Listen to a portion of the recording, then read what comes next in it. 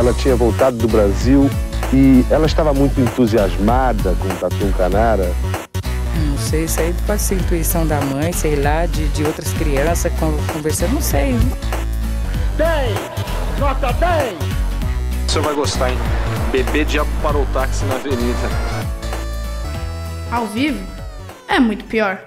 Oiê, eu sou o Danilo Corsi. E eu sou a Camila Kintzel. E o episódio de hoje é tipo uma sessão da tarde. Muitas confusões, mistérios, aventuras na selva com a turma do barulho. Vou contar a história da Operação Prato, quando em 1977 a Força Aérea Brasileira foi ao Pará para buscar evidências de ataques de objetos voadores não identificados, conhecidos pelos locais como chupa-chupa. Chupa-chupa. E essa história é conhecida mundialmente como a Roswell brasileira. Chupa-chupa. Mas antes de começarmos, Camila, o que o nosso querido Drinco nos mandou hoje? Chupa-chupa. É o chupa-chupa. Opa, o vinho de hoje é o Partridge Flying Malbec 2019, que é feito com as uvas Chardonnay, Viognier, Torrontés e é produzido na Argentina, na região de Mendoza, pela vinícola Vinha Las Perdices. E o melhor, tem uma relação custo-benefício perfeita. Sim, você encontra esse vinho no Drinco por apenas 42 ETzinhos Bilu. E não é um vinho caro, realmente. Corre lá, você vai receber bonitinho na sua casa. E aí é só dar aquela limpadinha na embalagem e tá de boa. Seguro, sem problemas de vírus. Coronga. Bora lá? Bora. Tchim, tchim. Tchim, tchim.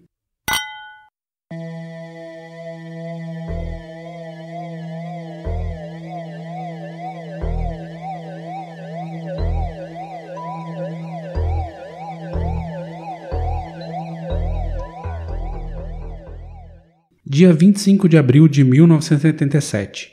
Um barco com 4 tripulantes chega à Ilha dos Caranguejos, no Pará, para coletar madeira. Por conta da maré, eles só conseguiriam deixar a ilha por volta da meia-noite. Às 8 horas da noite, resolvem dar aquela relaxada após o jantar e tirar um cochilo. Apolinário, o comandante do barco, acordou por volta das 5 horas da manhã, bem além do planejado. Estava sentindo uma dor terrível. Ao acordar Aureliano e Firmino, os três descobriram que estavam queimados. Queimaduras de 2º grau nos braços e pernas. O quarto tripulante, José, não respondia. Ao irem na rede de José, descobriram que ele estava morto. Peraí. Eu tenho várias perguntas já. Primeiro o cara chama Aureliano, não Aureliano. Brasil, né? Tá, essa é a primeira pergunta. A segunda tá. Eles foram dormir às 8, eles tinham que acordar à meia-noite, mas eles não acordaram. Só acordaram às 5 horas da manhã e todos queimados. Todos queimados. E um morto. Dos 4. Ok. Aí eles voltaram para o continente e correram para o hospital. Lá foram tratados, mas nenhum deles lembrava de nada que havia acontecido. Firmino até chegou a dizer que viu um fogo no céu e havia desmaiado. Para o IML do Maranhão, a morte de José foi causada por hipertensão arterial, que gerou um AVC por choque emocional. A polícia investigou o caso, mas não chegou a conclusão alguma. O jornal O Liberal de Belém rapidamente associou o caso às estranhas luzes voadoras não identificadas que estavam aparecendo pelos céus do Pará há pelo menos 2 meses. Para os céticos, no caso polícia e médicos, a história teria acontecido por algum tipo de descarga elétrica de fenômeno atmosférico, como um raio. Faz sentido. Faz todo sentido. Tá. E aí o cara, praticamente, o José então morreu de AVC. Segundo os médicos, AVC. De AVC de susto, na verdade. De susto, tá. De causa emocional. Entendi. Aí a coisa começa a escalar. Em 10 de julho, na cidade de Viseu, nas margens do rio Gurupi, na fronteira entre os estados do Pará e do Maranhão, as tais luzes apareceram e causaram um furor. Supostamente, eles sobrevoavam o local caçando moradores. 2 deles teriam sido mortos após serem chupados por uma luz voadora. Mas o delegado e um deputado comentaram que ninguém sabia informar a identidade das vítimas. Suspeito. Na vila do Piriá, a 14 km de Viseu, a luz do diabo causou uma doença num morador, acabando com sua vitalidade. Dezenas de caboclos do lugar afirmavam terem vivido aventuras com a luz voadora. Peraí, a luz azul então causou impotência sexual em um dos seus moradores? Não falou isso, tirou a vitalidade. Entendi. Boston Medical Group. Total. A médica da região, a doutora Veleide Cecim, relatou um aumento de entrada no posto de saúde da região de pessoas com fraqueza, tonturas, dor de cabeça, tremores, palidez, pressão baixa, anemia e pele enegrecida necrosada com diversos círculos vermelhos arroxeado, onde atingida por essa suposta luz, e 2 marcas de picadas dentro das marcas vermelhas. Que nojo. Os pelos não cresciam mais na região afetada e as pessoas ainda tinham náuseas e diarreia. Nos homens, a picada era na jugular. Nas mulheres, no seio esquerdo. Peraí, era um chupa-cabra de luz astral. Isso. E por conta das picadas, os locais começaram a relacionar essas luzes e chamá-la de vampiro do espaço ou chupa-chupa, nome que rapidamente se popularizou. Chupa-chupa. Chupa-chupa. Meu Deus do céu, não dá pra levar a sério um O vampiro. brasileiro avacalha até fenômeno... Eu gosto do vampiro do espaço, mas chupa-chupa, cara. Mas o brasileiro avacalha qualquer coisa, né? No dia 14 de julho, o chupa-chupa resolveu atacar de novo, desta vez na Baixada Maranhense, região perto da Ilha dos Caranguejos, com 21 municípios. Na cidade de São Bento, um lavrador viu um misterioso objeto que, de tão luminoso, caiu do cavalo e desmaiou. Na fazenda Arequipa, um homem foi queimado por uma tocha vinda de uma grande bola. Em Bom Jardim, uma mulher teria sido atingida por um raio emitido por uma bola de fogo e desmaiou, sem queimaduras.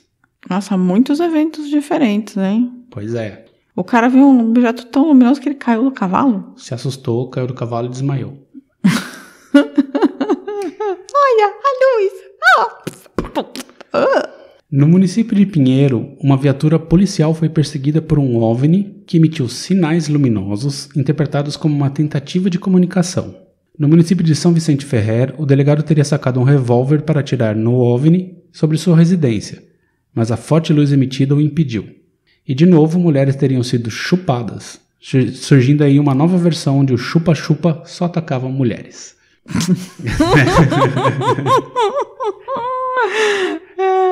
Ai, tô achando um pouco engraçado. É bem engraçado. E aí toda a região entrou em pânico. O secretário de Segurança do Maranhão fez um levantamento na região e quase 80% dos moradores afirmaram terem visto as luzes. Era pura histeria. Em 18 de outubro de 1977, a população do município de Vigia, a 99 quilômetros de Belém, presenciou às 18 horas e 45 minutos o ostensivo surgimento de objetos cruzando o céu, causadores aparentemente de um apagão de energia elétrica. Faz sentido que a população de Vigia estivesse vigiando o céu atrás de objetos. O prefeito relatou ter ouvido rumores nas ruas, dando conta que um objeto estranho cruzava os céus em espantosa velocidade e lançando uma luz amarela. Como já tivesse ouvido falar na aparição desses objetos, correu até a janela de sua casa, divisando então a olho nu quando um subia da ilha de Tapará, que fica localizada por trás da cidade, sem ruídos e sem deixar rastro, tomava rumo ao povoado de Santo Antônio de Ubintuba. Como a cidade era extremamente religiosa, todos achavam que era obra do demônio e ameaçavam abandoná-la. Aí o prefeito Carola fez o que todo religioso de bem faz nessas horas. Clamou pelos militares. Ué, não devia ter chamado o bispo? Não, chamou os militares. Tá. Aí entra em cena o 1º Comando Aéreo Regional, o 1º Comar, órgão da Força Aérea Brasileira, sediado em Belém. Entendi. Então estava todo mundo vendo objetos não identificados no céu. Isso. Entre Maranhão e Pará. Dá uma recapitulada básica aqui. Era 77, algumas luzes estão vagando pelos céus do Pará, ninguém sabe o que é. Então um grupo de madeireiros aparece queimados, um deles morreu. Em seguida, algumas cidades são atacadas pelas luzes que soltam bolas de fogo e pessoas são chupadas, casos confirmados por uma médica local. O chupa-chupa estava trazendo um terror ao Pará. E aí chegou a Força Aérea. Tô gostando muito, eu tô achando que isso só tende a melhorar isso tudo.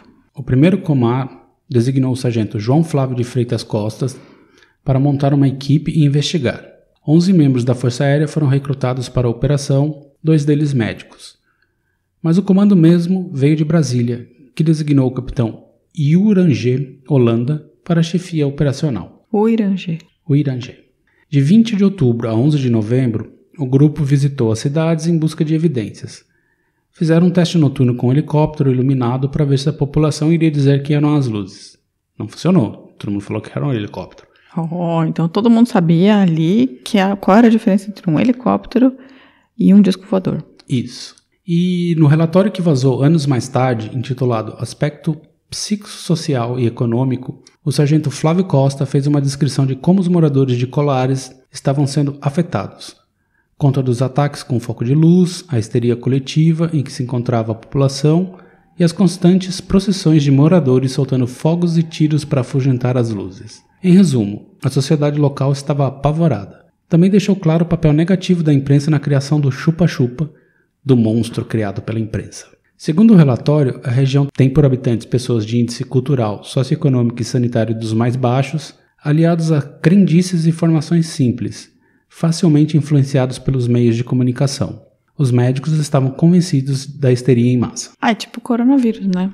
Que é só uma gripezinha. Então, é a mesma lógica. Um resfriadinho. As pessoas estão histéricas. Não, isso é tudo mentira, tá, gente? Nesse caso as pessoas pareciam estar histéricas. Tá. O relatório final do primeiro Comar ainda informou que as equipes da segunda seção montou posto de vigia para fotografar a luz e registrou um objeto a 3.000 metros de altitude e velocidade de 30.000 km por hora. As luzes foram várias vezes fotografadas e delas pouco se concluiu, parecendo haver confusão na equipe sobre isso. Conto que o chefe da equipe identificou a foto que mais impressionou a todos como a estrela d'alva, Vênus, levando o próprio a duvidar das demais fotos como sendo de OVNIs. Entendi. Então ninguém sabe. Mas ninguém resolveu filmar? Eu não entendo essa coisa de tipo, a pessoa vai lá e fotografa o OVNI. Fotografaram, mas calma que vamos chegar nos vídeos. Tem que filmar, porque é um objeto não identificado, mas ele está em movimento. Vamos chegar aos vídeos. Tá. Então tudo parecia resolvido, mas a população ainda estava em pânico. Veio uma segunda missão entre 25 de novembro e 5 de dezembro. E aí as coisas ficaram mais interessantes. No dia 27, em Colares, registram 2 corpos luminosos amarelos claros cruzando o céu a 6.000 metros de altitude e velocidades superiores a 600 km por hora. No dia seguinte, 2 corpos luminosos amarelos claros cruzaram o céu a 4.000 metros de altitude e velocidades supersônicas rumo a noroeste-sudeste. No começo de dezembro, o capitão Holanda levou seu grupo para uma vigília na Baía do Sol e ali viram um OVNI em forma de disco, de cerca de 30 metros de diâmetro, estando a cerca de 200 metros de altura, posicionado bem acima de todos eles. Holanda descreveu como tendo a parte de baixo negra com uma luz âmbar no centro. Em seguida começou a emitir lampejos de luz amarela para baixo, exatamente sobre o grupo, mudando a cor da luz para azul e desaparecer em seguida em alta velocidade. Resolveram então fazer um voo de helicóptero para tentar alcançar uma dessas luzes. Conseguiram, mas ao estarem perto, o helicóptero perdeu toda a potência e começou a cair. Somente quando estavam um tanto distante, o piloto conseguiu religar o aparelho e escaparam. Entendi, então dá pane elétrico em outras naves. Em outras naves. E tudo isso foi registrado em vídeo. Ui, cadê o vídeo? Cadê o vídeo? Tantã. Cadê o vídeo? Queremos ver o vídeo. Aí, munido de fotos e vídeos, o capitão Holanda voltou a Brasília para entregar todos os relatórios para o comando da Força Aérea. Mas aí o Sistema de Investigação de Objetos Aéreos Não Identificados, CIOANI, um grupo especial da Força Aérea Brasileira encarregado de investigar aparições de discos voadores, mandou parar tudo e meteu o selo de secreto no material de Holanda. Gente, peraí. A gente ainda tem um Sistema de Investigação de Objetos Aéreos Não Identificados, CIOANI? Terminou nos anos 90. Quer dizer que eu não posso fazer concurso para entrar para o CIOANI? Você teria que entrar para a Força Aérea. Tá. Não dá para entrar direto como assim, civil. Civil não. Supostamente acabou. Nunca saberemos. Nunca saberemos. Tá. Em 1997, o capitão Holanda resolveu falar. Em uma entrevista para a revista UFO, Holanda contou que tudo o que viu naquela região durante a operação. Contou os relatos dos moradores, seu encontro com as luzes, discos voadores, como tinha registrado tudo e estava guardado nos arquivos da Força Aérea. E aí, 2 meses após a entrevista, Holanda foi encontrado morto. Supostamente cometeu suicídio. Mas sei lá, ele se enforcou com um cinto de roupão na cabeceira de sua cama. É possível. É possível. Porém, com o histórico das nossas Forças Armadas. Conhecemos algumas pessoas que morreram enforcadas sem terem se enforcado na mão de certos militares. E aí a comunidade de ufólogos ficou empolvorosa. Mas levou um bom tempo para alguns documentos sobre a operação virem à tona. Das cerca de 2.000 páginas de relatório, 500 fotografias e 16 horas de filmagens documentadas pelos militares do 1º Comar de Belém, apenas 200 páginas e 100 fotos se tornaram públicas. Isso só atiçou a curiosidade dos ufólogos e até gringos vieram para o Brasil investigar o caso. Parentes do capitão Holanda, afirmaram que ele teve contato imediato do terceiro grau na margem do rio Guajará-Mirim, no Pará, em dezembro de 1977. Ele e mais um oficial teriam avistado uma nave de 100 metros de comprimento no formato de uma bola de futebol americano, pousar em pé na outra margem do rio. Em pé? É, pousar em pé. Entendi, como uma bola de futebol americano em pé. A cerca de 70 metros do local, os militares teriam visto uma porta se abrir no alto do objeto e um ET descer e flutuar sobre as águas. E o mais curioso é que esse outro oficial chamado Pereira também cometeu suicídio. Aliás, todos que participaram da operação estão mortos. Gente? Todos. Eu acho que talvez... Aí agora já tô começando a achar que não foi objeto não identificado porra nenhuma. Foi tipo... Testes militares. Testes militares do exército americano. Provavelmente. Porque tipo é no Pará, né? Essa é a minha aposta também. Então a galera do sul dos Estados Unidos estava testando alguma coisa ali. Os caras estavam testando, depois avisaram o comando brasileiro que mandou abafar tudo. Rolou um abafa, porque tipo, muito perto dos Estados Unidos, norte do país. Sim, essa é a minha aposta também. Mas segundo a comunidade de ufólogos, a Operação Prato foi a maior operação militar de caça a OVNIs no mundo. O jornalista e ufólogo Ademar José Gevardi, editor da revista UFO e que entrevistou Holanda, afirma que a filha do brigadeiro Protásio, que era o comandante maior da operação, é uma das poucas felizadas que tiveram acesso às filmagens ultra secretas. Entre outros fatos aterradores, ela cita a nave-mãe parando sobre o rio Amazonas, ele alega. E segundo ele, nesse tempo todo, os avistamentos continuam acontecendo na região, mais de 40 anos. Do ponto de vista da Força Aérea, a situação toda era apenas histeria coletiva alimentada com a ajuda da imprensa sensacionalista da região. E aí, Camila? Era o Chupa-Chupa um fazendeiro de soja em busca de novo espaço na Amazônia? Ou um alien legítimo? Ou só um delírio de crendices? Eu adoro pensar que era um alien amazônico, assim, talvez... Chupa-Chupa? O Chupa-Chupa talvez... Ele chupava o seio esquerdo. O seio esquerdo. Talvez ele tivesse até ligado àquela civilização do Tatum-Canara. Né? É verdade. Que é o nosso primeiro episódio que tinha toda aquela cidade perdida, escondida na Amazônia, criada por alienígenas. Verdade, concordo. Então, eu acho que pode até ter a ver com isso.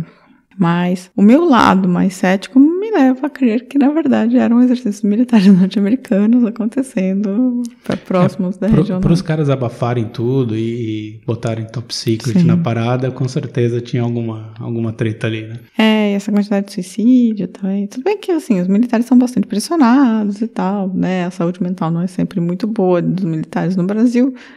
Mas 2 suicídios, assim, na mesma história... Bem estranho, né? Mas eu quero acreditar que são alienígenas. I want to believe. I want to believe, alienígenas, indo lá visitar o Boto Rosa, que talvez seja um alienígena. Né? Anaconda. E outros... Anaconda reptiliano, talvez, né? Sim, Jennifer Lopez estava até lá. Jennifer Lopez, talvez os jacarés. São os reptilianos indo visitar alguns jacarés. É verdade. Né? Seus primos. Nunca saberemos.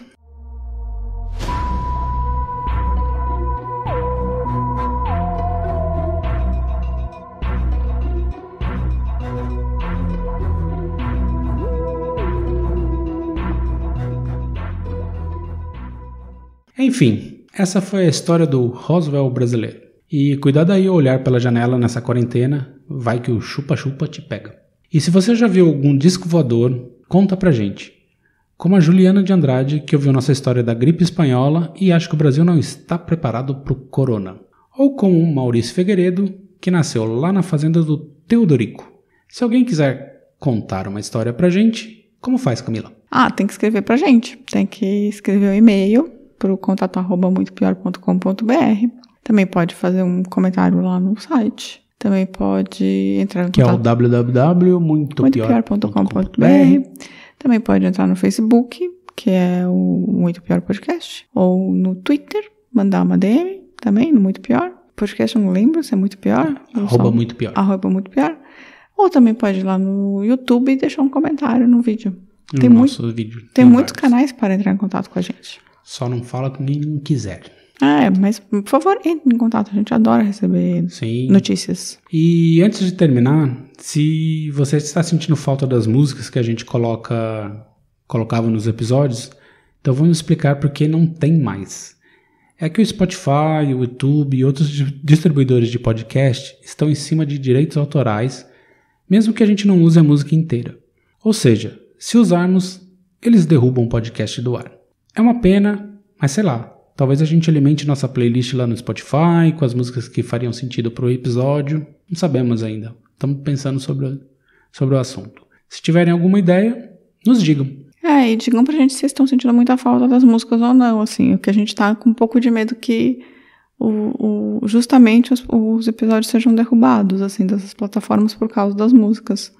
Por isso que a gente tá evitando, mas se vocês estiverem sentindo muita falta, a gente pode pensar num jeito, de dar um jeito, não sei. Vamos pensar. Tá bom? E é isso. Semana que vem estaremos de volta. Se cuidem, lavem as mãos. Tchau, tchau. Beijo. Tchau. A vida é muito pior. Este programa é um oferecimento de drinco.com.br.